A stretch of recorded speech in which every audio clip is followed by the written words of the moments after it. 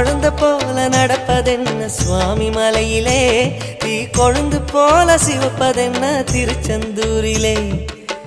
குழந்தை வேலன குஞ்சி விளையாடலாம், கோபக்கார குமரன எப்படித்தான் ஆடலாம்.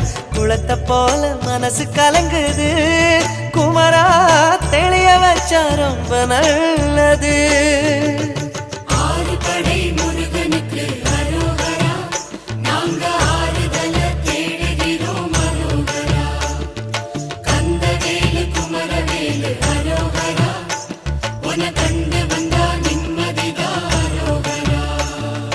பழனியிலே சந்நியாசி, தணிகையிலே சம்சாரி, உன் கணக்கு புரியலையே முருகா, உன் கணக்கு புரியலையே முருகா.